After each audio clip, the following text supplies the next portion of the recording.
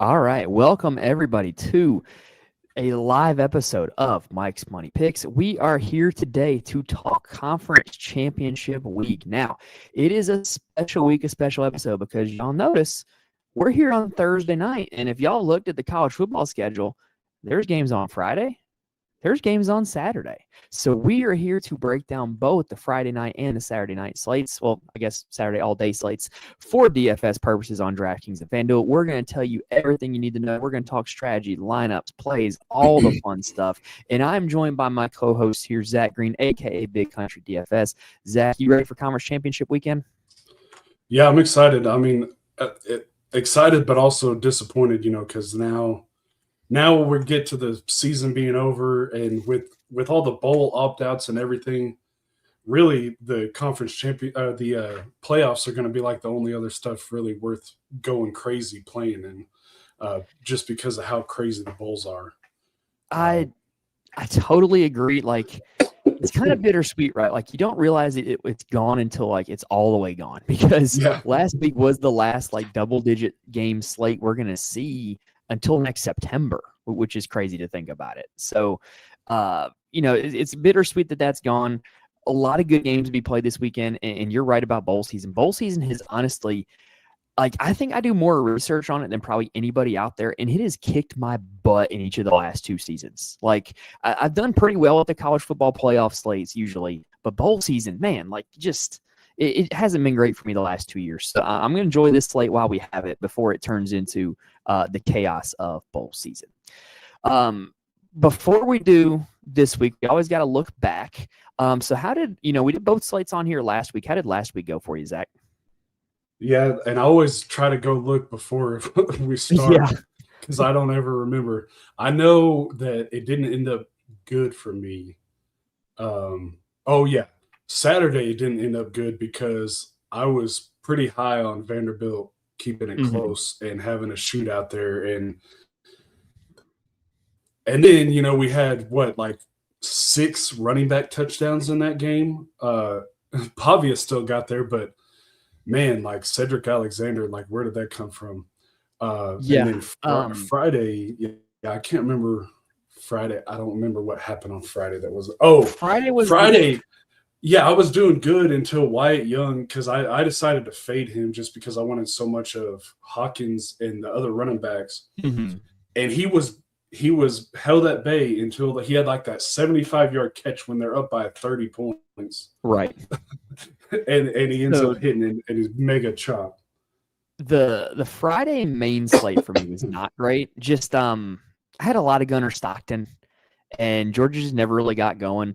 Now, I had a ton of Zachariah Branch. That worked. I played a crap ton of, the running back Hawkins, who's going to be a main character tonight. Just not a great Friday main slate. Friday night slate, I killed it. Arch was almost a lock button play for me Friday night.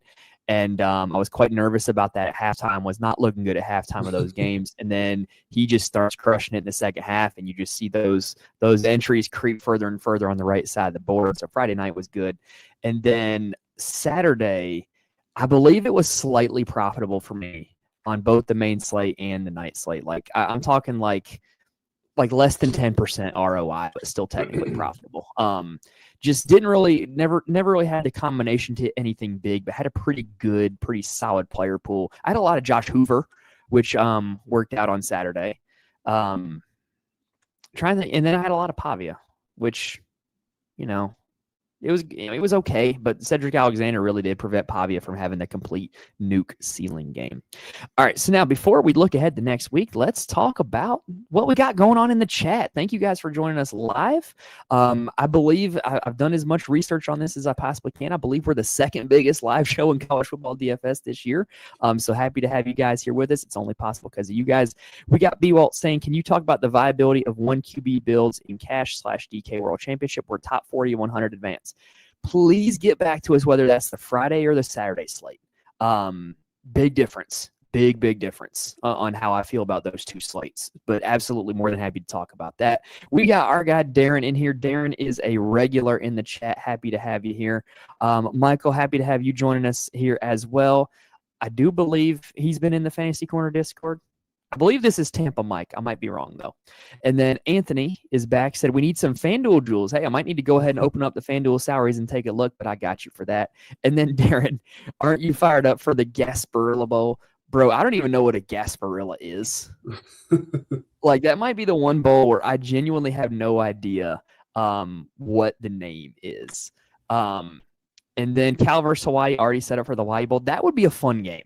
If that's really the case, I would be looking forward to that. You got JKS, you got Micah Alihado, a bunch of good receivers. That would be fun. I would be here for that if that was a game. Who is the number one live show? Zach, correct me if I'm wrong here, because I know we did some research on this.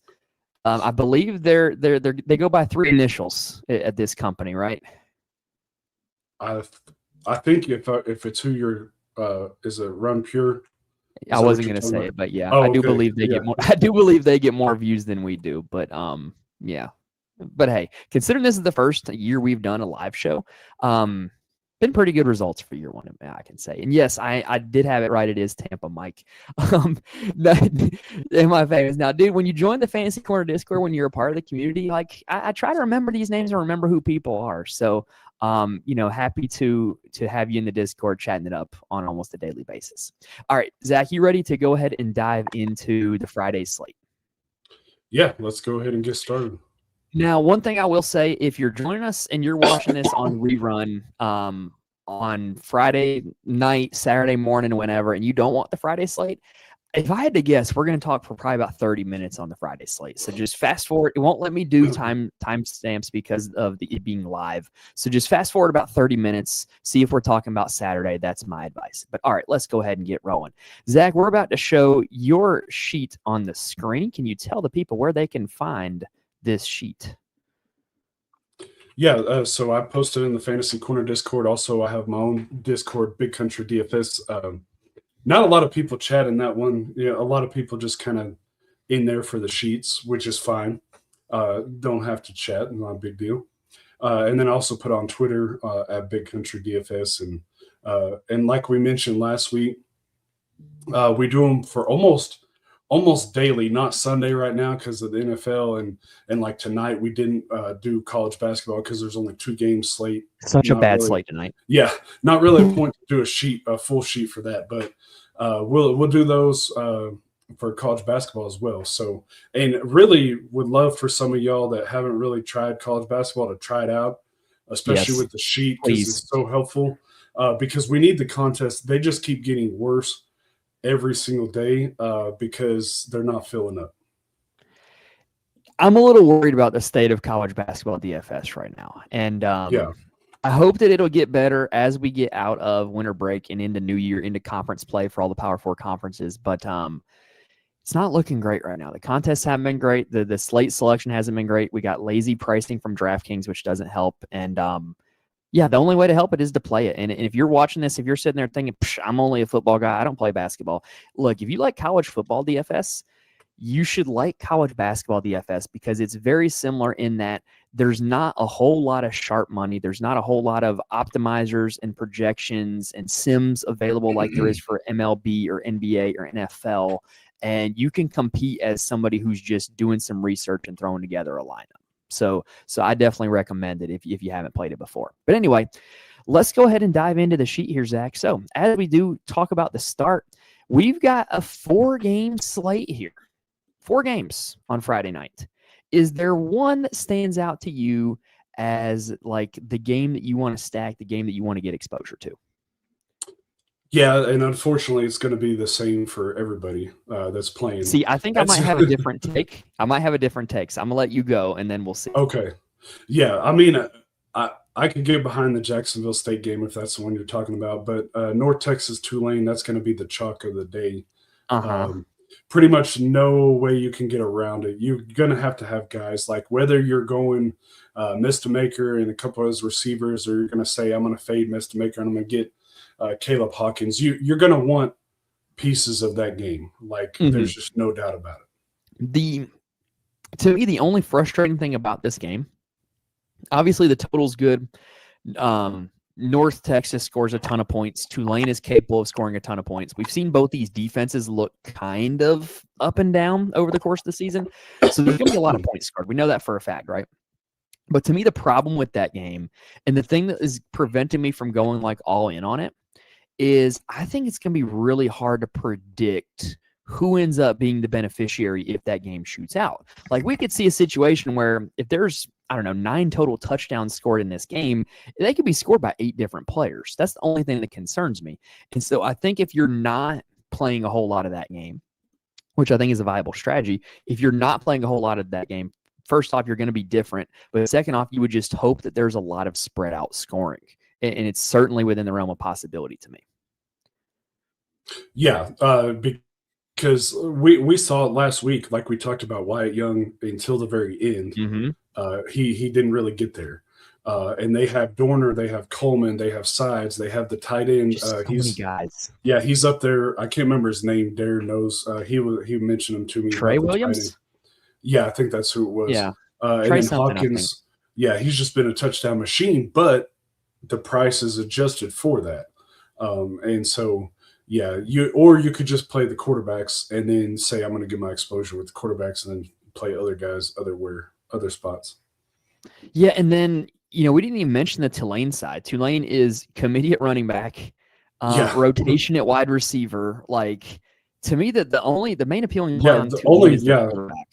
Yeah, Retzlaff's like pretty much the only guy that I'm just like, I want to get some of him because exactly like you said, it could be any of like 3 or 4 running backs. It could be several receivers for Tulane. So I'm going to open up the possibility here. I'm probably going to build more like game stack lineups of Jacksonville State and Kennesaw State. I like the idea Tampa Mike had in the chat. Can I game stack this with both quarterbacks? I think that's a really good strategy because it's just so certain that if the game does shoot out, it's going to be the quarterbacks or maybe Cam Cook who stands to benefit, right? Kennesaw State, one of the higher pass rates on the slate. They like to throw it out, and we've seen Jacksonville State's defense be up and down. Kennesaw State's defense is really fading near the end of the season. So Amari Odom feels like the guy that if Kennesaw State's scoring a lot of points, Amari Odom's going to score a whole lot of points. On the other side, Caden Creel, if Jacksonville State's scoring a lot of points, unless Cam Cook is vulturing all the touchdowns, then it seems like Caden Creel will be the one that's scoring a lot of points. And these teams play significantly less rotations at wide receiver than the other teams on this slate. So I really do think that if you're looking to game stack one game, I think it's very viable to game stack that Conference USA championship. Yeah, I can get behind that for sure. And then I would say you could stack Boise, but the problem with that is now they're saying Madsen's going to play, and Madsen he hasn't played. Yeah, and then I do like Calandria's price, 7,000. But again, it's kind of the same thing. It's kind of spread out. Definitely on the Boise side, it's for sure spread out for the receivers. Yeah, and I love that from Darren. Conference USA can't stop anyone. Although I will say, if you were a veteran of, and I do mean veteran in the truest sense, of watching those Tuesday night and Wednesday night Conference USA games this season, that was some bad football. And that was some really bad football. It made me long for action. Conference USA, not the best conference in college football, but we're not here to talk about the conferences themselves. We're here to talk about the DFS plays. So, Zach, on a 4-game slate like this, one mistake I think people make is I feel like they build lineups feeling like they need to get to every game, or just going like, I'm playing the passing game over here. I'm going to play the run game over there. I'm going to play this receiver. I feel like people try to mix and match a little too much. And I feel like it might work in your favor if when you're building lineups, you just look for one game or maybe even 2 games to just say, hey, I am not building a lot of pieces from this game. Is there a game that stands out like that would be the game to fade for you on this slate? Yeah, I'm not it completely because Wayne Knight has just been a beast, but James Madison and Troy, I think James Madison's just going to destroy him. I mean, you're looking at the total of 47, 46.5 to be exact, and then James Madison's favored by 23, so they're thinking it's going to be like a 23, it's going to be a 30, 35 to 12. Yeah. Troy's not going to score very much, and so you could pretty much get different by just completely Xing out Troy and then limiting your James Madison exposure there. Right. And to kind of piggyback on the point that Anthony's saying in the chat, he says Creel and Cook on FanDuel stacked. I don't mind that idea. I think on FanDuel, honestly, the Conference USA, I just looked at the pricing for the first time on FanDuel. I do play on FanDuel first. The Conference USA quarterback pricing is really low over there. Like Mestamaker's the highest quarterback, followed by Barnett, then Calandria, then Retzlaff. So Creel and Odom are the 5th and 6th price quarterbacks on FanDuel, whereas on DraftKings, they're like, what, like 1st and 2nd or 2nd and 3rd? Something like that. So, yeah, I think those Conference USA quarterbacks are really solid plays on there. Cam Cook, reasonably priced as well. So, yeah, that Conference USA title game definitely going to be one that I'm going to be getting a lot of exposure to on FanDuel. I will say FanDuel did a much better job of pricing the receivers in that Conference USA title game, but we're going to talk about those receivers a little bit later. Now, I'm with you, Zach, on board with kind of fading the James Madison spot. I do think it makes for an interesting GPP scenario, though, where like if you're one of these GPP bros where it's like, oh, bro, you got to always play the lowest owned guys. You got to, try to play for first place. Well, nobody's going to play Goose Crowder.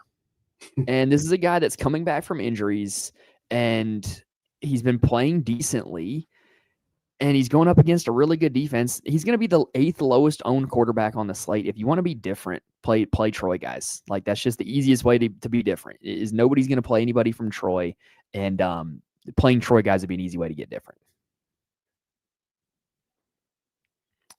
So I believe, is that all we want to talk about with the game environments? Yeah, I mean, it's pretty much straightforward, I think, and we pretty much covered it. So yeah. So let's now talk about the quarterbacks. We've kind of hit on a few of these already. I think this is a really good quarterback slate, though, Zach. Yeah. And the pricing, like, I was expecting Mestamaker and Retzlaff to be, kind of where Odom and Creel are. Right. That's, kind of like how they did on FanDuel. And so, like, you have Barnett even too, because he runs also. That's the only problem with James Madison is I think they get up early enough. They don't really need to get him to a ceiling. That's but totally, yeah. Mestamaker, Retzlaff, Calandria, they're all cheap. And so I think you can pretty much feel confident with any of those three guys. Yeah, like the other thing, too, that I think is going to happen on this slate, I haven't seen a whole lot of ownership projections yet, but because the quarterback pricing is so, like, even, I kind of think ownership is going to be fairly spread out. I do think if I had to predict one, I do think Retzlaff will be the highest owned. Do you agree with that? Yeah, I agree with that. And the site that I use has projections now, and it's really interesting that they have let's see, 1, 2, 3, 4, 5, 6, 7. They have Calandria as the 7th highest owned and Mestamaker as the 5th. So that's kind of interesting. I'm assuming that Crowder would be the 8th. Yeah. That's interesting. And Odom, they have even Maddox Madsen, I guess, because of price over Mestamaker and Calandria, which is surprising to me. To me, the argument for Madsen would be like, if you look at this slate as a whole, and if your argument would just be, all right, who is playing the worst defense on the slate? I think that Madsen would probably take the cake there, right? Like the UNLV defense is really bad. Yeah. But at the same time, the argument against Madsen would be like Boise could just run the ball, and they don't need Madsen to put up all those points, especially returning from injury. Yeah, that's what I would say too. And I know Darren's got the comment about Barnett, they're running up the score. Well, they won 59-10 last week and only had 30, which is a good score, but I mean, and you have Wayne Knight could be vulturing touchdowns too. So if you're James Madison, I'm more than going to use him else, for sure. But if you're James Madison more than anything else, I don't think it comes down to so much as running up the score because Troy wouldn't be looked at as like this big monumental win. I think if you're James Madison, you just need Duke to win, and you just hope and pray that like Tulane beats North Texas, and then you can say, oh, Tulane beat Duke. Duke doesn't belong in.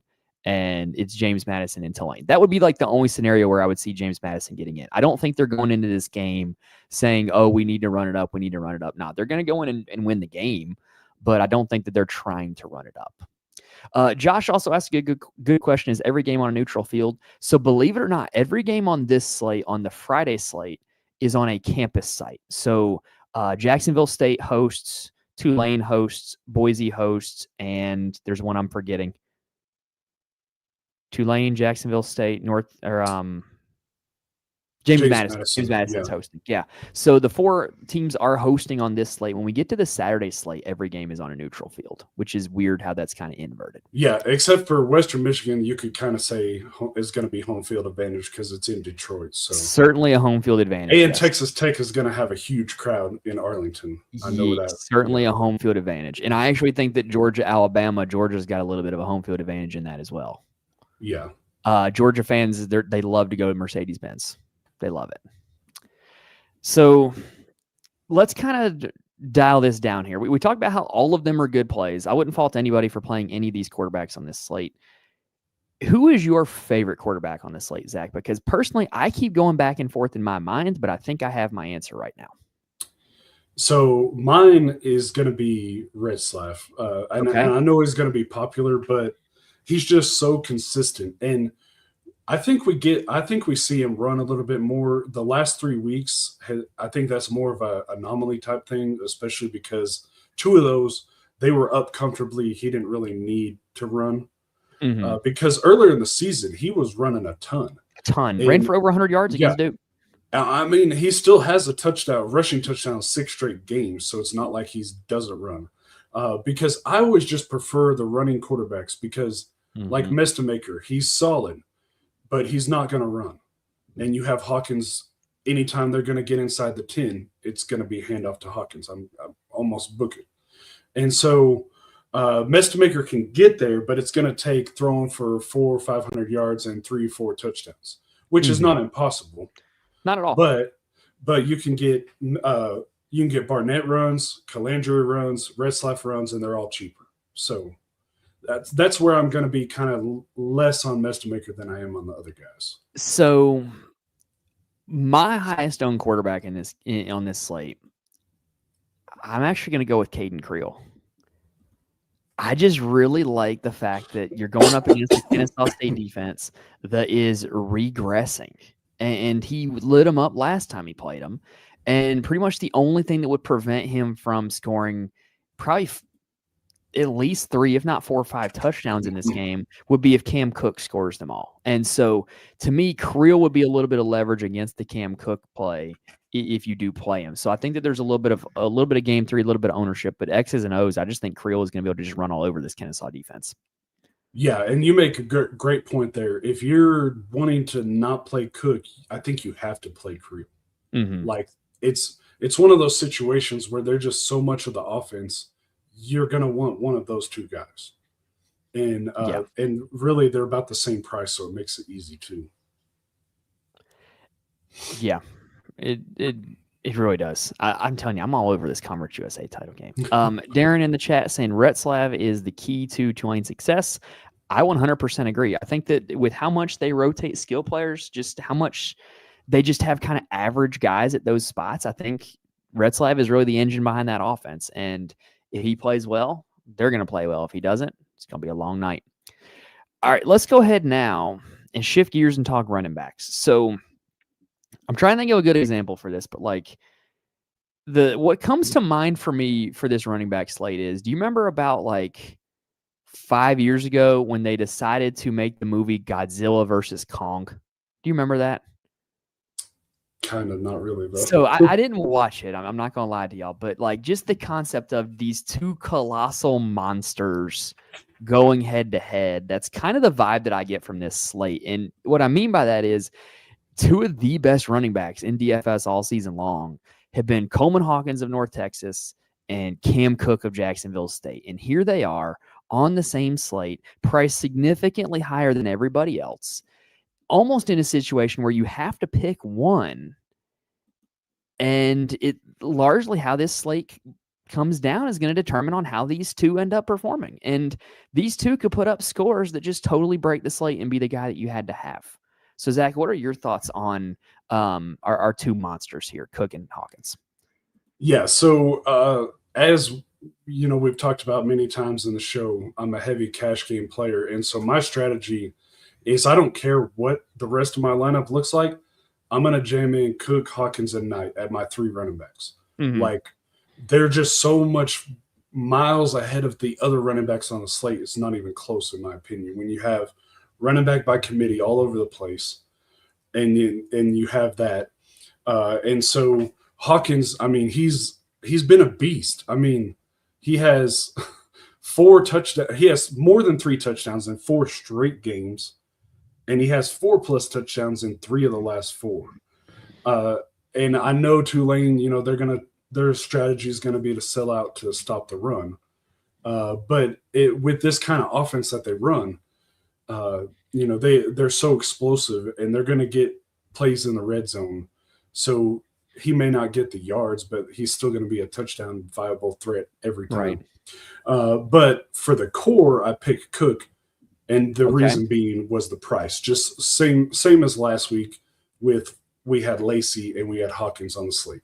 And I still wanted to get both in my lineup for cash. And both ended up being good plays. Like Hawkins may be slightly better, but if you played Lacey, you weren't disappointed.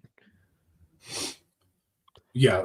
So I would say if you had to just pick one, it'd probably be Cook, just because of the price. But I mean, you can't go wrong with either one of them. If you decide, you know, hey, I want to do Maker and some receivers or whatever, or I want to do Creel and somebody asks, are you against playing Cook? I'm not against it. I mean, because like we just mentioned a little bit ago, there's so much of their offense revolves around those two guys. You're looking at possibly 40, 45 touches for both of them on the as far as runs go. So to me, when you start doing the math, right, I don't think I would do it in cash because I think it just ties up too much salary to the one offense, right? But if you think from a GPP perspective, those two combined are what, 16K? Yeah, we'll just round it off and say 16K. So if you want to get a GPP viable score, that would be getting 64 combined out of both of them. That'd be 4x. 48 would be 3x, which would be totally acceptable. And the last time these two teams played, they put up, by my count, 54. So to me, it would take an outlier outcome for them to give you like a GPP winning score. But you could absolutely just say, hey, I'm just going to play these two guys and have faith that Jacksonville State's going to get 5-6 touchdowns and hope that it goes through all of them, which it probably will. And I don't mind that strategy. I think it's probably not something I'm going to do a whole lot. But I think when you start doing the math, you realize that it is viable. Yeah. And I think just kind of like with the quarterbacks, you can feel good about using Retzlaff, Barnett, and Maker and Calandria. I think same thing with Cook, Knight, and Hawkins. You can feel comfortable with any of those. I will say, and I don't know how much interest you have, but one guy that's kind of sneaky, in my opinion, is Jaden Thomas. I think he's super GPP viable. Yeah, because he had been hurt for a little while, and then they kind of just have been slowly working him back. It feels like, and then he gets 4 touchdowns last week, and so that's another way to save a little bit of salary and hope that he matches, because we never know. Hawkins could get hurt on the first play. Mm-hmm. Cook could get hurt on the first play. That's why I don't think you ever want to go 100% on a guy, especially if they're 10,000 or 8,000. So literally when I build on a 2-game slate, I never put anybody 100% in college football or college basketball. In college football, there's just so much that can go wrong. Like, do you guys remember a few weeks back when just all of a sudden Carnell Tate wasn't playing? Mm-hmm. Like goofy stuff like that happens in college football. Or like when I was at Charlotte, there was a guy that got benched even though he was still dressed because he didn't go to class one day. Like, and the media members are asking like, why was he benched? And the coach is like, yeah, he didn't go to class, but nobody knew that until after the game. So like We had that, yeah, like Lemon and Lane for USC last week. They sat yes, the entire first another good quarter. example. Like there's just Nobody knew about it. yeah, there's just goofy stuff that happens like that in college football. In college basketball, Lord knows somebody gets 2 fouls and goes to the bench, you're done for the night. Like I just never lock button anybody, no matter how good of a play they look like. I like your Colin Thomas. This is a guy that really his game is predicated off breaking off explosives, and we have seen Boise give up some explosives this year. They're not the same defense they were last year. So I don't mind the idea of getting Thomas super low ownership because everybody's going to play Hawkins or Cook or Knight. And, he breaks off a few explosives. He's going to be the guy that you really want to have. So I don't mind that call for GPPs at all. The other situation I want to talk about is we talked about it last week, Boise, the 3-headed monster. Last week we get on here and all we do is, kind of conduct the Sire Gaines hype train, right? We're all saying Sire Gaines is better. Sire Gaines had a great game the week before. Sire Gaines just looks like the better back. And then what happens? It's the Dylan Riley show. And so this week, who's it going to be?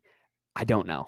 But I think if you're playing multiple lineups, I think it's worth taking shots at it because the UNLV defense is so bad that if one running back does get going and get 100 yards and a few touchdowns, then they're going to be one of the guys that you need to have at the end of the night. Do you agree with that general premise, or do you have like one guy you're zeroing in on?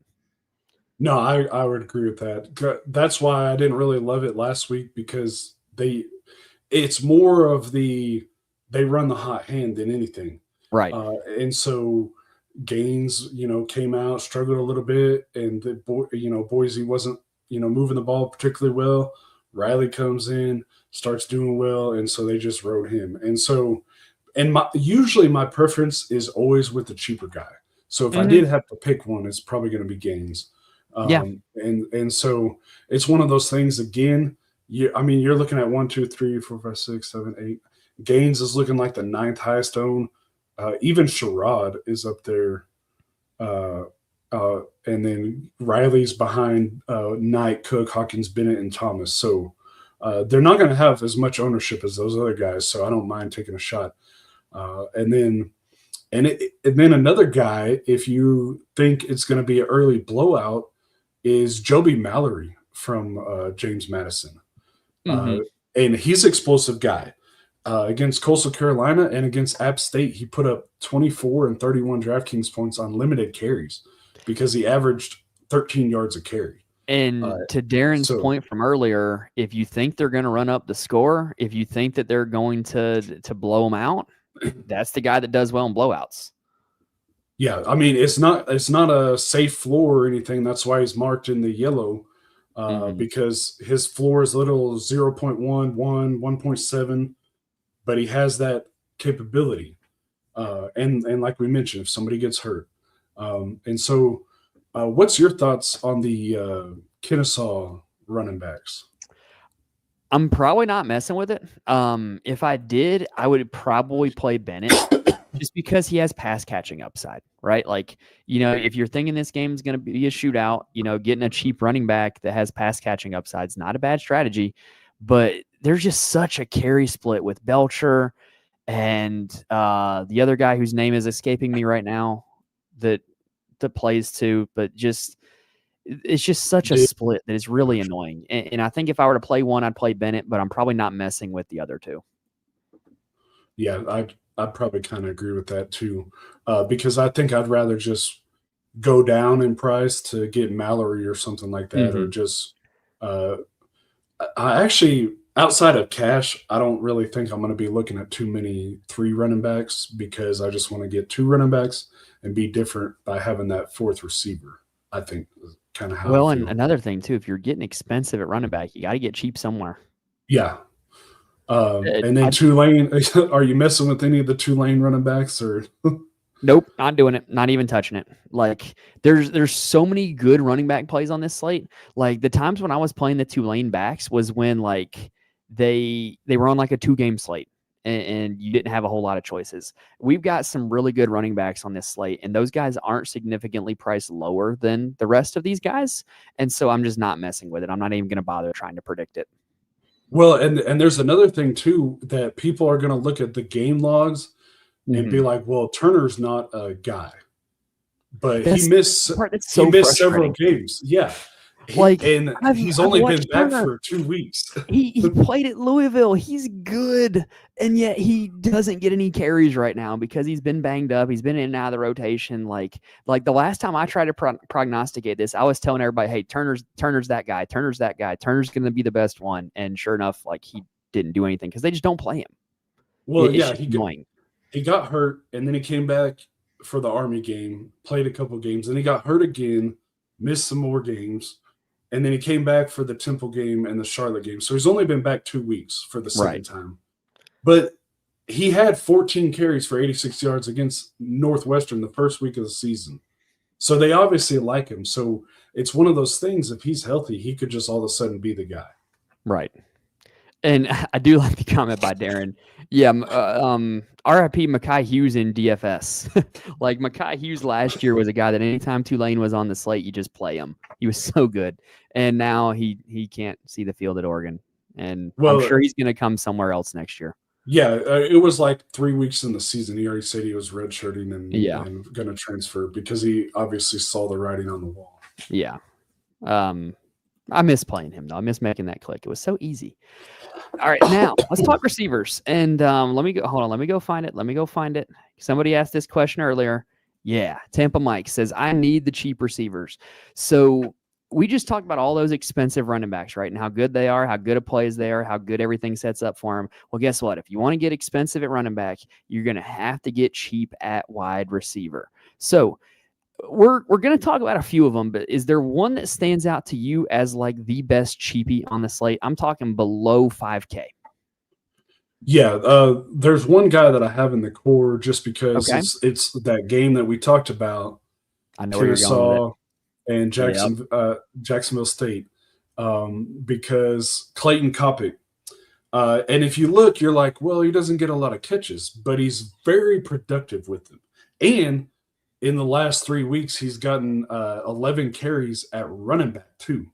He had a rushing touchdown last week. So he has enough of a floor that it's not going to kill you for the price. But as we saw against Missouri State, he has 26. He had 17 against Jacksonville State. And so he's going to be very popular, but that's because, like we just talked about, you're going to need the value. Mm-hmm. And then another guy is right below his name, right there, DeAndre Johnson, in that same game at only 4,000. Are you interested in him any? So here's the thing, right? I love Caden Creel. I love playing my quarterbacks stacked. But I feel like Johnson's been running hot on touchdowns. He scored in like 5 straight weeks. And Rex Steiner hasn't played in some of those games. Rex Steiner's going to be back for this game. Rex Steiner, if you've never seen him play, he's a big old white dude. And they throw him contested catches, and he's a big body. He can really catch in traffic, and he could get some of these, these end zone targets, I should say, that would be going to Johnson. So that kind of worries me a little bit for Johnson. I don't think he's like a bad play, but I think he's going to come in higher owned than he probably should, with a higher projection than he probably should. And I think I'm just probably lower on him than the field, if that makes sense. Yeah, and the thing about it too is Rex Steiner, because like DraftKings always does, when guys are hurt, they don't factor that into the consideration of the price. Right. He was 5,400 the last time he was on a slate. Mm-hmm. So he's 1,100 less than he was the last time we could play him. And Johnson is 800 more than he's ever been. So that's another thing like that. Like you said, if Johnson was getting this kind of production without scoring a touchdown, I'd be more interested. But the fact that he has a touchdown in 5 straight games, and then you look at the previous 4 games before that, 1.8, 1.6, 3 point, because he's not getting the volume. And it's pretty coinciding with Rex Steiner's injury too. Yeah, it's basically red zone, getting those 1 or 2 looks in the red zone. Yeah. So to summarize all that, is he going to be in my pool? Yeah, because I want some stacks with Caden Creel, but I think I'm lower on him than consensus. That's just how I feel. Yeah. There is one guy, I don't know if you're interested, because it's a game we kind of poo-pooed on earlier. But there is Hold on, one can I guy. guess? Can I guess? Yeah. If you have a guess on who Are it you is? going Ra Thomas? Yeah, because it's one of those things, betting on talent. He was a guy that was at Georgia. He's really cheap. He has explosive playability. They're going to be passing all game long. I hate the fact that he's coming off a huge game last week, because I feel like more people are going to play him because of that. But it's a guy that I think you're going to want some. You're going to need cheap. And so, like we talked about, you don't want to put all your eggs in one basket. So get some more. The counterpoint to, he's coming off a big game. People are going to see that. That big game was with Goose Crowder. He's been more productive this season when Goose Crowder's been the quarterback. So to me, that's actually, it probably means he's going to be more owned, but it's also a good sign coming in. Yeah, I can get behind him. So you got another cheap guy. I got another one if you don't. I've got a few. I will say for North Texas, I'm like Team Dorner and Coleman. Yeah, I was about to say I'm going to play both those guys. Coleman was who I was fixing to mention. And it's always nice when you have a resident fan of a team because in the Discord, because like with Darren, he's got the inside. I was going to say, who could possibly be the North Texas fan that you're referring to? And like for Oklahoma State, I feel like we get on guys like obviously this year we didn't want to play anybody from Oklahoma State, but on the years whenever we had guys, kind of had that. And Coleman was the guy, but again, dealing with injury, he literally didn't play from October 10th to November 1st. And now he's kind of getting back in the thing. He was getting looks, and all of a sudden they dropped his price $700. Like he didn't have a bad game. He had 3 catches for 42 yards. Right. So I can get behind Coleman for sure. Yeah, and the thing that's most encouraging to me is like you're seeing the 3 receiver packages be Young and Dorner and Coleman, whereas previously like Dorner was in Coleman's spot. And so now they basically said, okay, look, these are our 3 best guys. We're going to find a way to get these 3 guys on the field and get them looks. So I think that's just really encouraging in general. Yeah. Are you spinning the wheel on any Tulane guys? It's just such a mess. And like, I mean, maybe like Zachary Lewis because he's the cheapest one. Bohannon, I see, has a question mark now. He does. He missed a game against Charlotte, but that could have just been because of, no offense, Charlotte was the opponent. Oh, none taking. We're so bad. But again, like we were talking about, there's so much volume. Like Lewis, you're seeing like 1-2 catches a game.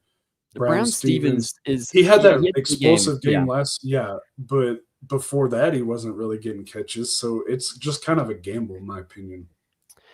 And I think Brown Stevens would probably be my guy for Tulane. But the sad part is he's like 4,600. Like that's not even that cheap. It's just I don't know. Yeah. And then I will say I liked Tampa Mike in here. I talked this guy up on my breakdown that we recorded last night. I like JoJo Earl. Another guy kind of like Ra Thomas. He's a transfer from Alabama. He's talented. Like you can see it on the field, and they're looking to get him design touches in screens, jet sweeps, stuff like that. So anytime you got a guy getting design touches at $3,100, that's got to have a little bit of interest. Yeah, and that's actually where I'm trying to build my lineup right now. I need somebody that's like 3,200 on this dummy lineup I'm making. And the other guy that's down there that I would kind of consider is Matt Wagner. Boise's been kind of getting him more involved. I know they had some injuries and everything, but Louder played and Wagner was the tight end that got more looks. So the last 2 weeks he's got 7 catches. So and Darren is correct. Earl was at both. This is his 3rd school. He was at Alabama and then he was at TCU. So yeah, he's traveling to Tuscaloosa to Fort Worth to Las Vegas. What a college career that's been. Yeah, and kind of like Kopic too. He's got 7 carries the last 2 weeks and a rushing touchdown. So You have that added bonus. Limited catches, obviously, but with the price factored in there. So, correct me if I'm wrong, Zach. I think we kind of hit everything on this slate. Yeah, we actually went. It's about 45 minutes. We went a little long. I think we pretty much hit the nail on the head there. Does anybody else have any other last-minute questions for Friday? Before we do wrap it up on Friday, the irony is not lost on me that the American Championship game is a matchup between the future head coach of Florida versus the future head coach at Oklahoma State.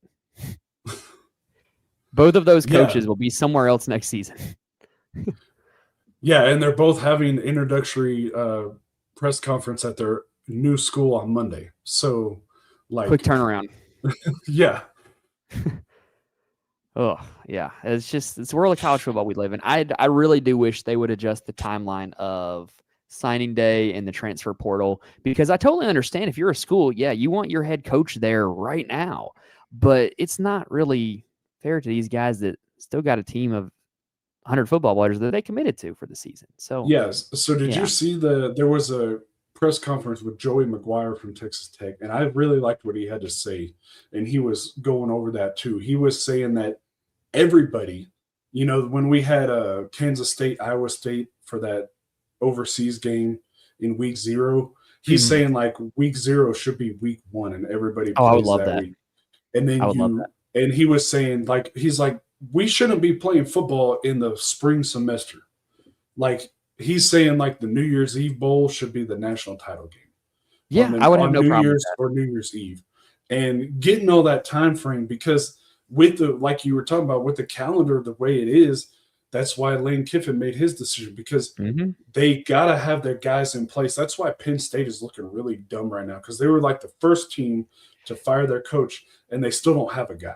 Yeah, it's like they fired Franklin so that they could be early to the party, and now they're late to the party, and all the girls are dancing with somebody else. To put it bluntly, but I did see tonight they're looking at Matt Campbell now, so that I've been telling people that's where I think it's going to be is Matt Campbell to Penn State. Which also, did you see the guy trolling on Twitter? Have you heard about how Crumble Cookies plays into the Penn State coaching search? Not really. I saw the tweet, but I didn't understand. So the CEO of Crumble Cookies, I hope I'm not misrepresenting anything here. The CEO of Crumble Cookies is a member of the LDS, the Mormon community, right? And he saw that Penn State was going to make an offer to Kalani Sitake, and literally went like full Lee Corso, not so fast, my friend, and wrote a big old check to give Kalani Sitake a big old extension to stay at BYU. So Crumble Cookies having an impact in college football. And then there was a guy trolling on Twitter that he literally sent a Crumble Cookies delivery order to the Penn State football facility. And I think that's hilarious. Yeah, that's crazy. I just think that's absolutely hilarious. All right. Anyway, on to Saturday slate. I was seeing if you guys were going to put anything in the chat. We're good if y'all are good. So let's talk Saturday now. So Saturday, we got a 5-gamer. As we talked about before, they're all neutral sites. And I got to say, Zach, there is one game that stands out to me here of this is the game that I want to be getting my guys from. Do you know which game I'm talking about? Probably if it's the same one as I am, Duke, Virginia. 100%. I mean, we've been targeting this Duke secondary for the last, 6 weeks now? And it never really disappoints. Maybe you get the guy wrong, but they tend to give it up a lot. I just think that Virginia's going to have a lot of success. I think that Duke, when they start trailing, is going to be a pass funnel. And, if they're going to be throwing the ball 50 times, and that makes me think Darian Menson is viable. So I just think this is the game you're going to want to go after, both sides of it. I like it a lot. And there's a lot of stuff to not like in the other games. Yeah, I mean, it's like polar opposite of last Friday, because Friday it was like you could literally viably stack 3 games out of the 4. And then this one, it's like Texas Tech, BYU. I think we're going to see a similar result as the first time, where Texas Tech just rolled them over. Western Michigan, Miami, Ohio, that's just a defensive ugly battle.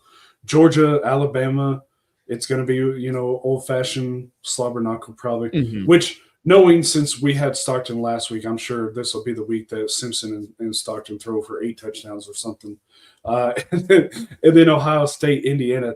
I think that's, again, going to be a more defensive game. So that leaves So 2 I will bad say that defenses. the two I could be talked into, and ironically, these are the lowest totals.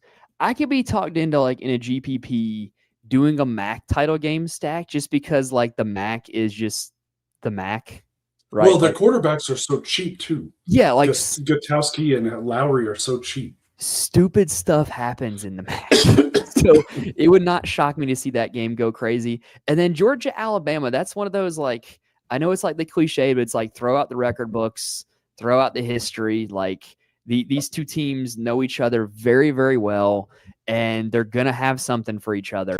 And who knows, it could end up being a shootout. It would not shock me if it did. So in GPPs, I might build out one for both of those. I'm barely touching the Texas Tech BYU game. I think that BYU might score 7 points, and I'm probably going to be putting some money on the BYU team total under in this game. I think the Texas Tech defense is legit really good, and I don't see BYU scoring a lot. Yeah, BYU, correct me if I'm wrong, just going off of my memory this year, they really haven't played well in road games. They have not. They've been much better. And obviously it's neutral site, but they snuck by Cincinnati. They got blown out by Texas Tech the first time. They did impress me against Iowa State. That was kind of the downfall, though. It was like Iowa State was trending up, and then they just kind of went the rest of the season after that. Yeah. And then Arizona, I mean, they barely beat them, but Arizona's bad. Colorado, they barely beat Colorado. That should tell you something being on the road there. And that was when I thought Colorado was like decent. Like I thought Colorado was decent when they played that game. I was wrong. Colorado is not good. Stream is gone. It says we're live. Hold on.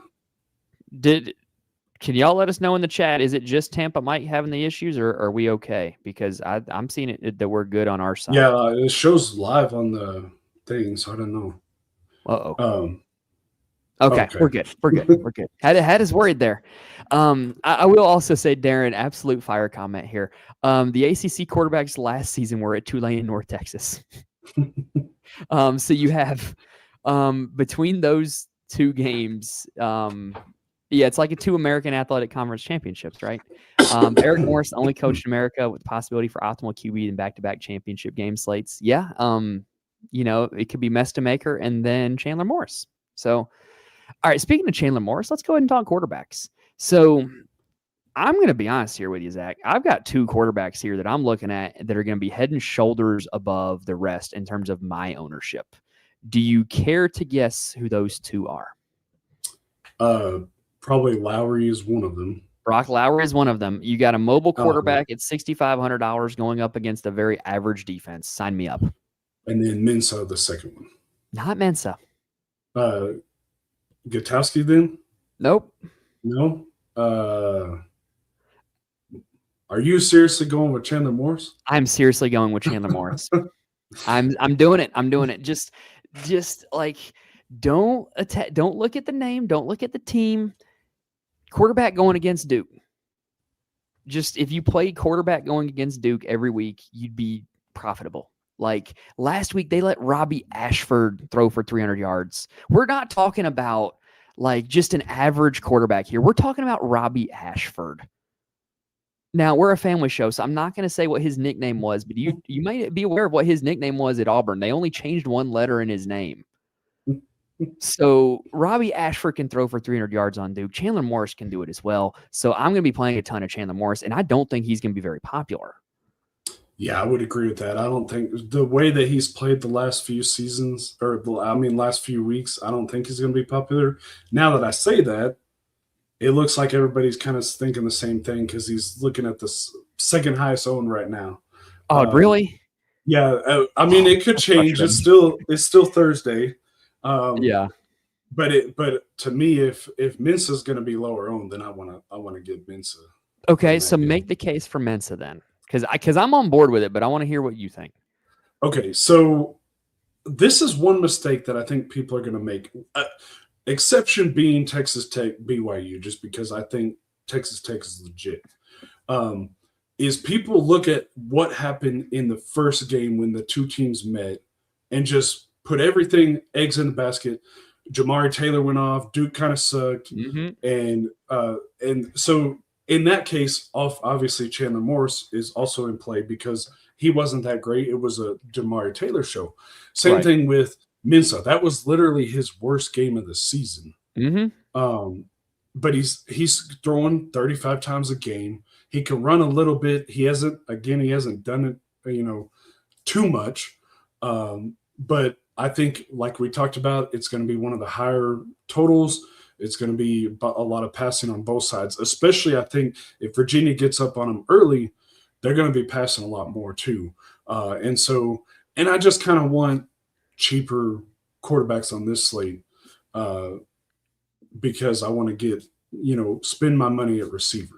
Yeah, I don't think this is the slate to punt receiver. Unlike the Friday slate where there's a whole lot of viable cheap receiver options. So if you're going a little cheaper with Mensah, you're going to give yourself a little more flexibility with playing the more expensive guys at running back and wide receiver, which is on paper what it looks like the move's going to be to do on this slate. So I do absolutely see the vision with Mensah.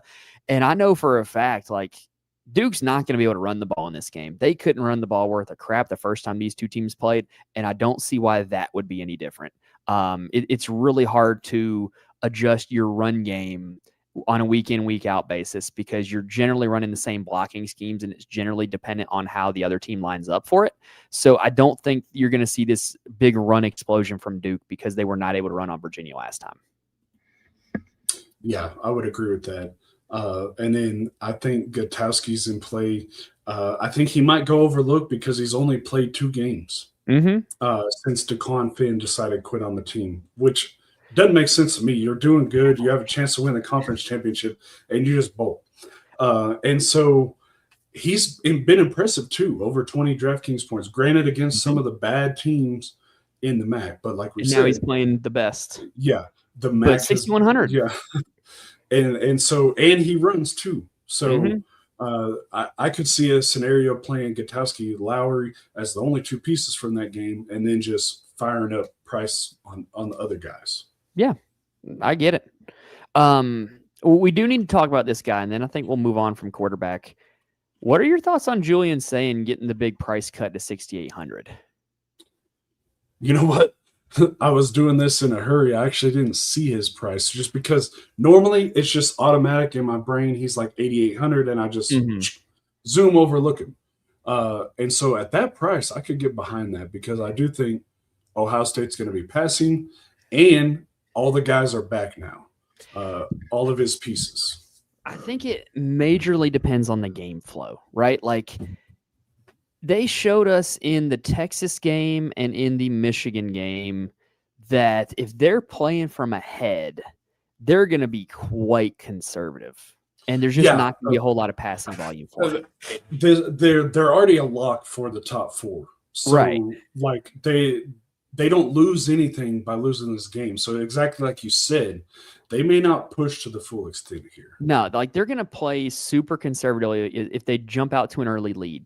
So I think the way I would want to play Sayin is like, if I'm playing like an Indiana guy on the other side, like maybe a Surratt, maybe a Cooper, just somebody Indiana to say, okay, the Indiana guy's scoring touchdowns. That's what's going to make Sayin be more aggressive. That would be my logic. Yeah, and really on the same thing with Indiana. That's why it's a game where it's like, do we really want pieces from that game? Because same thing with them. They're in the playoffs already. Yeah. And so neither one of them, I mean, Indiana's probably top 4 too, even if they lose, correct? Oh, they're going to be for sure because they're only going to have one loss and it would be to Ohio State. Yeah. So either both teams, no matter what happens, are going to be top 4 with the bye. So, maybe you could say, oh, they're going to push Mendoza for the Heisman. Okay, maybe. But that's like the only really thing. That's why it's one of those games where you could just kind of bank on both teams being really conservative. And as a quick aside, I don't remember who it was. Somebody in the chat asked about thoughts on Pavia for Heisman.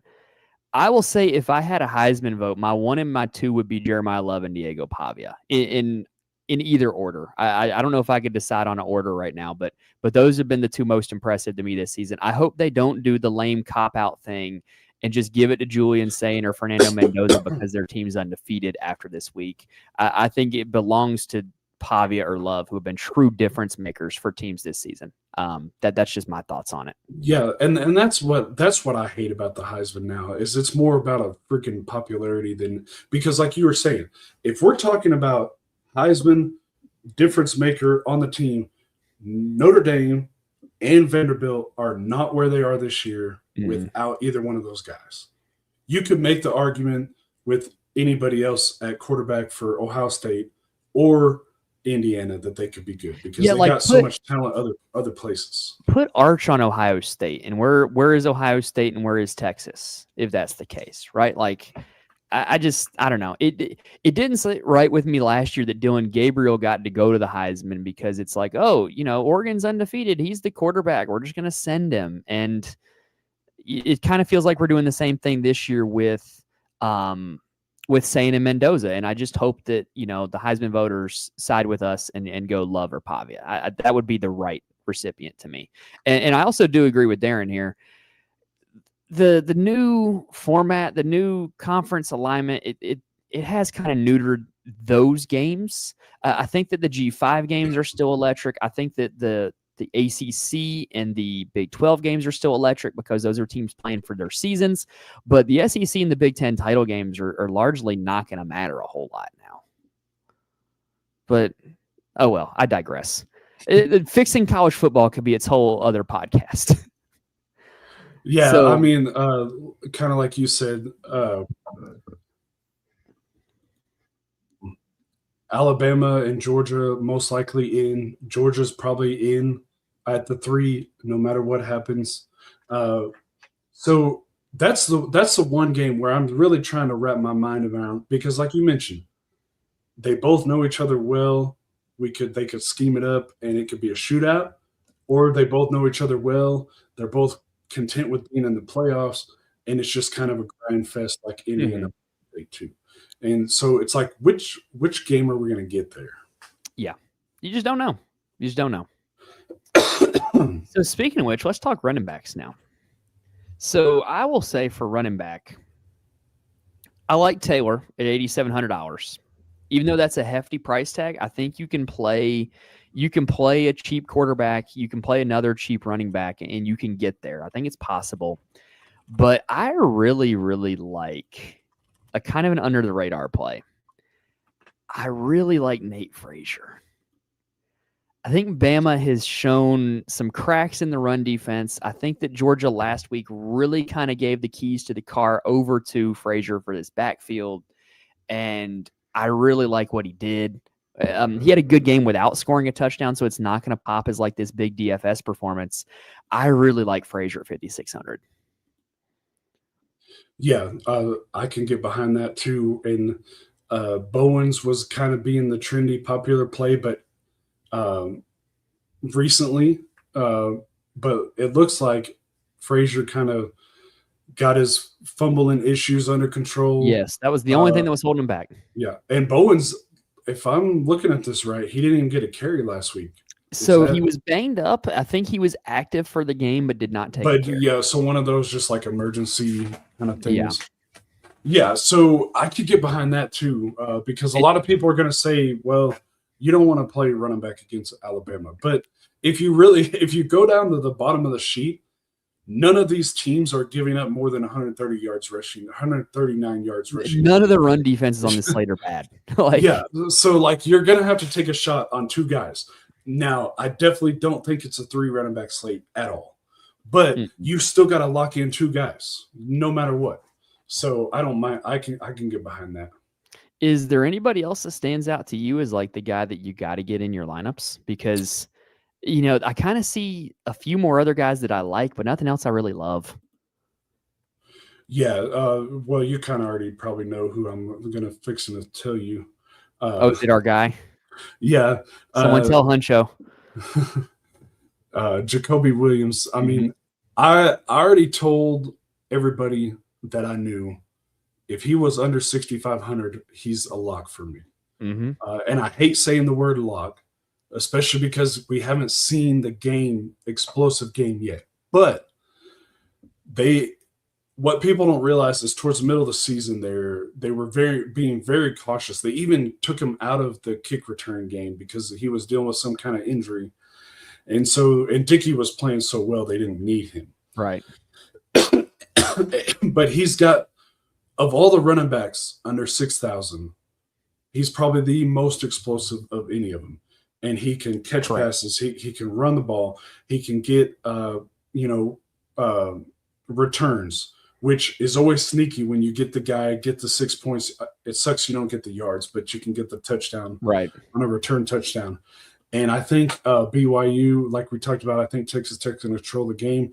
And I think he's going to be popular just because he always is. But I do think he's going to be a little less popular because of the lack of running backs, and Dickey's under 8,000. And so people are going to be like, oh, Dickey is the goal line back, so let's get him. Well, if Williams runs it from 45 yards out, there ain't going to be a goal line carry. Right. and especially the last few games, you can't even really consider those because Texas Tech has been blowing everybody out. Like, Jacob Rodriguez was running Wildcat in the goal line, and that was annoying. Everything else. But you look at it, and he's been over 13 points in each of the last 5 games, 6 of the last 7, and he's been over 20 in 3 of those games. And that's with him seeding those goal line carries because of they're basically load managing him.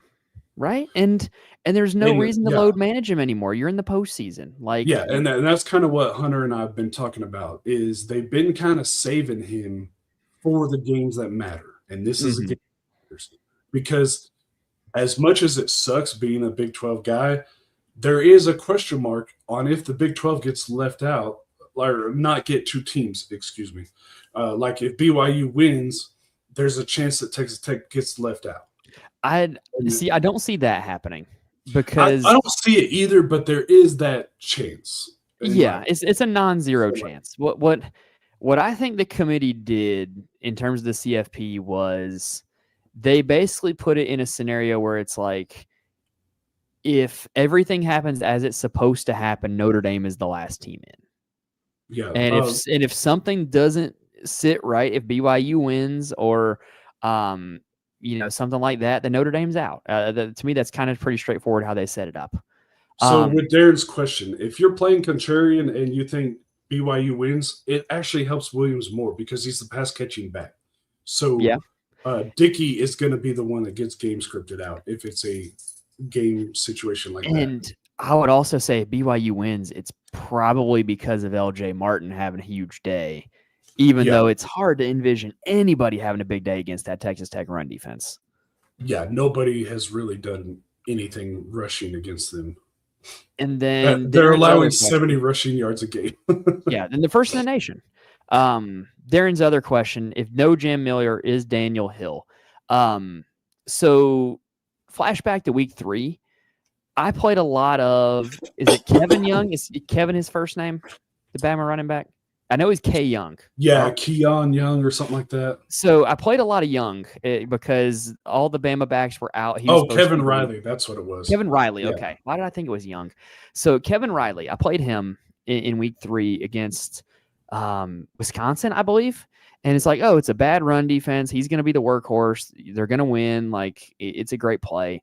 And he didn't do squat. And Bama, I have not played a running back for them ever since. Their running backs, they just haven't been able to get a whole lot. It's not entirely the fault of their running backs. I don't think it's a very creative run scheme, and I don't think the offensive line blocks it very well. And so, it's going to be on paper look like a really good play to play Daniel Hill at 4,700, but I just don't think they're going to be able to run the ball with a lot of effectiveness. Yeah, so I was like, okay, I want to get Hill. But I think he's going to be kind of popular. He's already been getting steamed as people think he's taken over the backfield. Mm-hmm. But I think that's more because Miller has been dealing with this injury for a while. And I was reading some stuff from DeBoer's press conference, and he's like, he's basically not 100%. He's not going to be for a couple of weeks. Mm-hmm. And so I think that's the reason why Hill's been getting more carries. But also, Bama is going to be down 2 linemen. And that's not really something that you want to be, oh, yeah, I'm going to fire up a running back whenever they're down 2 linemen. Because they also don't really use them in the passing game a whole lot. Now, Hill did have 5 catches against Oklahoma and 4 against South Carolina. So maybe you could say he's the pass catching back, and he is cheap. So if you're looking for cheap, I don't mind. I don't mind doing Hill if I'm picking one of them. I'm not going to use Jam Miller even if he plays though. Yeah, I'm on board with you on that. You ready to switch and talk about wide receivers? Yeah, I mean, Jamari Taylor, I'll just say, kind of goes without saying he's a good play. But as we mentioned before, if this is accurate and Nate Shepard's going to be 40% owned and the second highest owned running back, I'm all about that fade. Agree. I just don't see Duke having a lot of success running. I think what they're thinking is he's got over 20 carries the last 2 weeks and they don't want Minnesota to throw 50 times. But I don't think it's going to matter against Virginia. Sorry, getting tired over here on the East Coast. It's almost 11. So let's go ahead and switch over now and talk about the wide receivers. So we kind of hinted at this earlier. I think this is the slate that's got some really good wide receivers up top. And what I mean by that is you've got Carnell Tate and Jeremiah Smith. You've got Elijah Surratt. You've got Cooper Barkay. You've got Jeremy Bernard. Like, there's some good wide receivers on this slate, right? Among that top group, everybody above 6K, is there one that stands out to you? Yeah, and I have a feeling we might be on the same guy, but I'm not sure. Okay. You want to guess? Carnell Tate? No, No? Barkay. Okay. Yeah, I get it. Barkay. Because, again, it's one of those things. He's 1,200 less than he was the last time he was on a slate. He had a few middling games, but he finally got back to normal. 8 catches for 83 yards last week. He's just one of those volume monsters. And anytime I get a volume monster for under 7,000, I love it. Because like we've already mentioned with Tate and Smith, you're going to be paying that premium. And yes, they can get there, but they don't really need this game. And so if those injuries, were to flare up a little bit, they're going to be super cautious and just sit them out. If, they come up limping on the first drive or something. I'm not saying fade them completely, but I want the guy that, they're going to be passing no matter what. You're going to get a lot of volume from Barkay. Yeah, he's head and shoulders above the rest. Like Smith and Tate, it could be either one of them. Well, another thing I will add is I saw somebody earlier in the week advocate for Tate and Smith together. That's 15.5 right there. And so to get 3x value, you would need 47 DraftKings points. They don't often at all combine for 47 DraftKings points. It is usually one or the other. So I really don't like the idea of playing both of them together. I think you do need to pick one. If you're building out a player pool, I would not have a problem with building out lineups and then, all your Jeremiah lineups, recreating them, but with Tate, and then seeing where you can get elsewhere. Because I do think that both of them are solid plays. I just don't know which one it's going to be is the problem. Yeah, and like you mentioned, the last game that both of them got over 30 was against Wisconsin, and that Indiana defense is way better than that Wisconsin defense that they're going to see. It's not happening. Yeah. So now outside of the high-priced wide receivers, I think there's some gems in the mid-range too. I really do. The first guy that stands out to me is Trell Harris, $5,000. 30 DraftKings points last time against Duke. We already mentioned I love Chandler Morris, very natural stacking partner. And then I'm going to go back to Zachariah Branch at $4,700. He was pretty good last week. I know the Bama defense is considerably better than Georgia Tech, but just, volume, and he's $4,700. Are there any more kind of in the mid-range that aren't quite punts, but below 6K that you're in for? Or do you just agree with me on those two? That's an option as well. Yeah, I like those two, and like going back to Noah Thomas after his done. No one's Cam, going to play him, so I yeah, like the idea of going back to him. yeah, no one's going to play him after that, and Branch keeps getting the touchdowns, but it could easily be Noah Thomas game. Cam Perry, the 2 games with Gutowski at quarterback, he's had 6 catches for over 160 yards and 2 touchdowns. And he's been solid all year before that. It's just not a ton of volume, but if Branch is looking popular again, he's right there. Mhm. If you're thinking that BYU is going to have to pass a lot, Chase Roberts, he had a good game against Texas Tech the first time. He scored the only touchdown they had, and he's So 4,900. the more I did digging on this BYU receivers, right? On my episode last night, I made the case for Kingston because he's a big play guy, and he could hit value on one play. But the more I went back and watched the clips of that Texas Tech BYU game and thought about how these two guys play, Bachmeier's not going to have any time to throw. He's not going to have any time to set up the deep shots. So it's going to have to be Chase Roberts on the underneath routes, the possession catches, like the volume. That's going to be what it's going to have to be for them to have a lot of success in the passing game. And he's only $4,900. So Yeah. a 7 for 70 game that gets you 14 DraftKings points, even if he doesn't score, we'd be cool with that at $4,900. Yeah, and the same argument with that, Carson Ryan, the tight end. Yes. He's been throwing to him a bunch. He's got 3 of the last 4. He's got 4 catches, and he had 4 catches against Texas Tech the first time. So if you're looking for BYU, thinking they're going to be passing, that's an option. And then Talik Williams has always been in play. Randomly, what was the deal with that last game? No catches, no targets, but he gets 5 carries for 67 yards and a touchdown. Like, what was the deal there? Yeah, So So that was the last Maction week.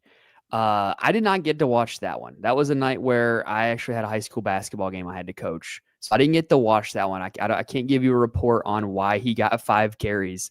But, he's the alpha wide receiver in that offense. And if you like Brock Lowry, which I do, it makes some sense to stack Brock Lowry. And he would be the guy that you'd want to stack with, and he can generate some big plays. are you going to be – I probably know the answer, but are you going to be chasing Isaiah Horton from last week? No. Yeah, I'm not going to either. I just wanted to make sure. One thing that was interesting was Lotsier Brooks with 3 catches, especially if Cuevas is out again. They're basically like semi-benching Ryan Williams. Like there's just series at a time where he doesn't play and he's just standing on the sideline. And when he doesn't, Lotsier Brooks is out there, and Lotsier Brooks is a pretty good football player. If you're building out a lot of lineups like a 20 max or, like I like doing 220 maxes or something like that, I don't mind the idea of getting him into your player pool if you're building out a lot of lineups. Yeah, I know Darren's high on Cuevas, but he's missed 2 games, and it's a foot injury, and it's a game they don't really need to have. So I would err on the side that he's probably not going to play, if I had to guess, because it's a foot injury, and after this, he gets a month off almost. So right. Now, the other aspect I want to talk about is, a lot of these teams that we've just mentioned, like we've just talked about their wide receiver ones, right? So are there any situations out there where a guy who's not the wide receiver one might step up? And one situation that I look at actually is I got to find him. There he is. The Virginia game. Cam Ross, a guy that we've mentioned on here on the stream before, is very questionable for this game. If he does not play, Cam Courtney is going to be in that spot. Cam Courtney had 5 catches last week. We know the Duke secondary is quite bad. So I think Cam Courtney could be a guy that if you're looking for a punt, if you're looking for a wide receiver 2, wide receiver 3 that could go off, I think he could be that guy at 3,200. Yeah, I think if Ross is – I wasn't high on Courtney at first, but that was before I saw the news on Ross. 100%. I did not mention Courtney in my episode last night because there was not a Q tag on Ross. And now that there's a Q tag on Ross, now I'm interested in Courtney. Yeah. And then if Cuevas has to miss, and Lewis is also questionable for Bama, they could be down 2 tight ends, and you could get a min price Caleb Edwards for tight end. So I don't mind that. He's 6'6", he's a big dude. So I don't even know if I have him on the sheet just because obviously. He's there. Oh yeah, you can't. I was gonna say you can't list everybody, but I think Darren's actually right on this one too. Cash Jones is like an ultimate random touchdown scorer, right? Like everybody like has their favorite random touchdown score in the NFL. Like for me as a Carolina Panthers fan, like there's been so many times where Tommy Tremble scores a random touchdown. Cash Jones, very random touchdown score. Would not shock me if he got one, but I'm not going to play him in DFS. I think if you wanted to bet Cash Jones anytime touchdown, I'd rather do that than play him in DFS. Yeah, there's one more guy, min price. Is it Charlie Becker? Yeah, yep, I like that one Charlie as well. Becker. Because again, with these injuries, I think with the teams like Indiana, Ohio State, Alabama, the teams that are locked in, I think these guys that are questionable, like EJ Williams, they're going to err on the side of caution and just not going to play him because they can get him back full go in a few weeks. And so that could be a beneficiary there is Charlie Becker. Yeah, and he's done well when Indiana's been missing their top wide receivers too. So I like that call.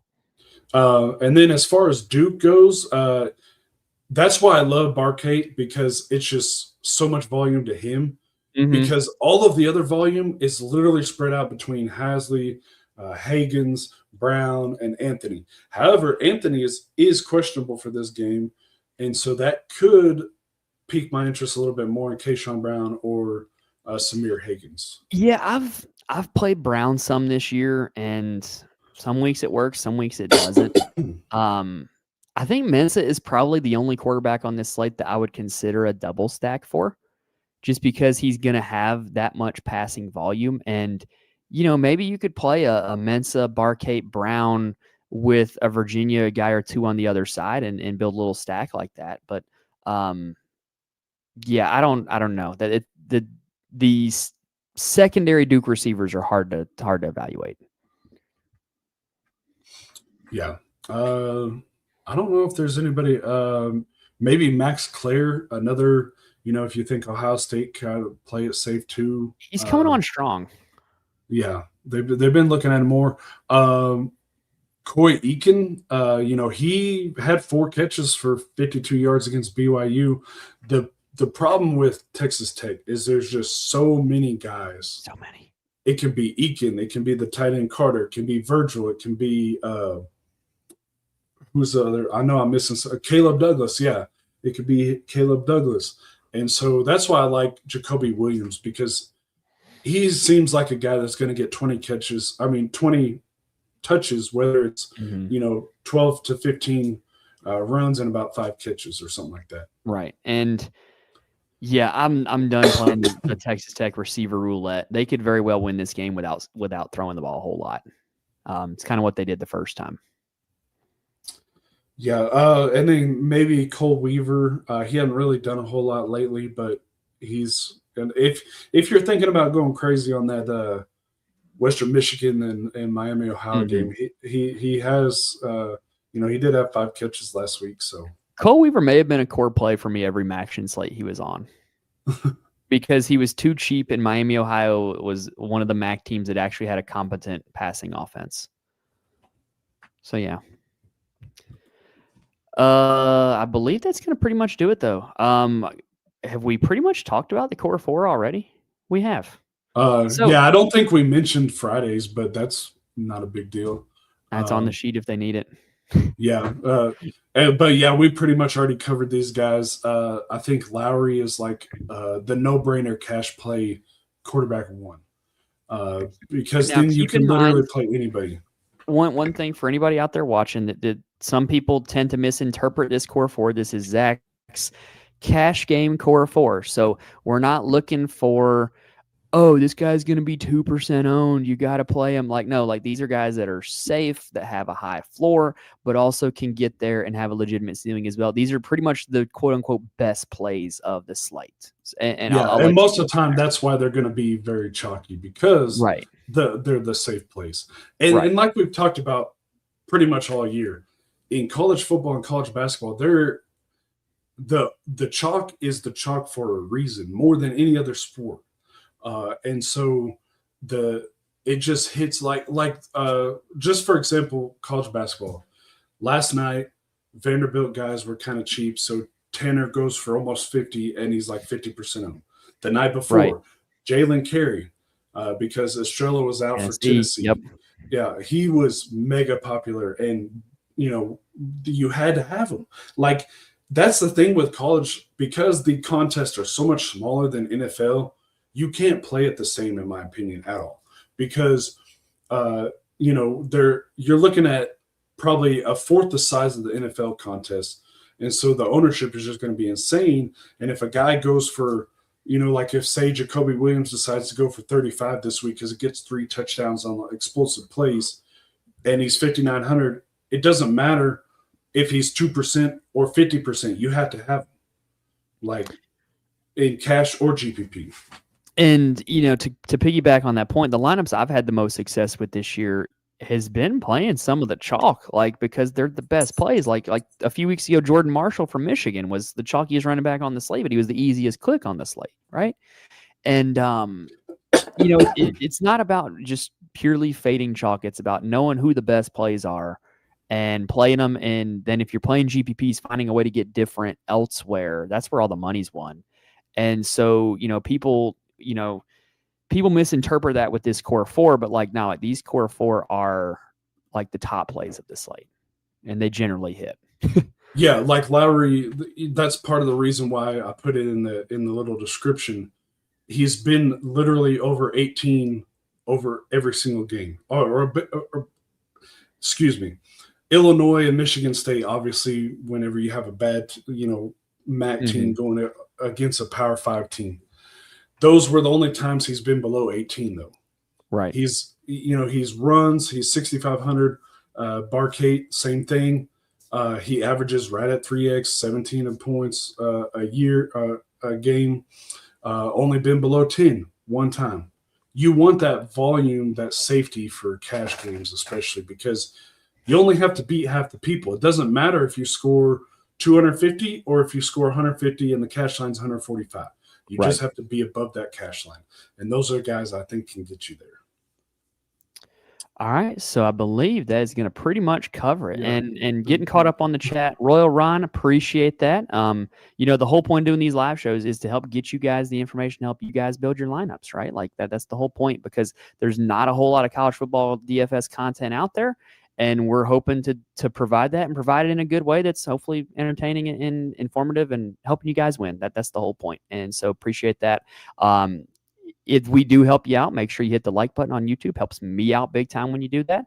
And make sure you're subscribed. That way you can be with us, because we are not done today. The college football regular season may be over, but we are going to look to have some episodes for the big bowl slates and the college football playoff slates. So make sure that you are subscribed. You can stick around with us for that. And then also, we're probably going to have some college basketball content coming your way. We got some details to iron out on that before we get started, though. But the playoff should be a lot easier because we'll both be not working for 2 weeks. So right. Perks of being a teacher. Yeah. All right. So now, Darren, it says, I need your predictions on who wins the games before you two go. So I actually had to write this article for drroto.com this week. So I actually have my game predictions. We can just go conference by conference really quick, rapid fire. CUSA, I had Jacksonville State. Who you got? Yeah, I would agree with that. Jacksonville State. With those ones, I'm probably going to be leaning on the home team for most of those.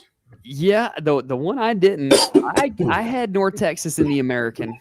Don't get too happy, Darren. But I had North Texas in the American.